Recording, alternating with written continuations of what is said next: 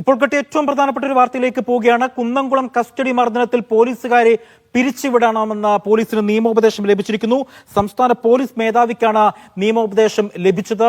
സുജിത്ത് അല്പസമയത്തിന് മുൻപ് പറഞ്ഞിരുന്നത് ഈ സസ്പെൻഷൻ ശുപാർശയിൽ മാത്രം പോരാ, തനിക്ക് നീതി കിട്ടണമെങ്കിൽ ആ ഉദ്യോഗസ്ഥരെ പിരിച്ചുവിടണമെന്നാണ് സുജിത്ത് ആവശ്യപ്പെട്ടത്. ഇതിന് പോലീസ് ഡ്യൂട്ടിയിലുണ്ടായിരുന്ന പോലീസുകാരനായ നിലവിൽ വില്ലേജ് എക്സ്റ്റൻഷൻ ഓഫീസറായ ആ വ്യക്തിക്കെതിരെയും നടപടി വേണമെന്നും സുജിത്ത് ആവശ്യപ്പെടുന്നുണ്ട്. ഏതായാലും ഈ മണിക്കൂറിൽ വരുന്ന ഏറ്റവും പ്രധാനപ്പെട്ട വാർത്തയാണ് കുന്നംകുളം കസ്റ്റഡി മർദ്ദനത്തിൽ പോലീസുകാരെ പിരിച്ചുവിടാമെന്നുള്ള നിയമോപദേശം സംസ്ഥാന പോലീസ് മേധാവിക്ക് ലഭിച്ചിരിക്കുന്നത്.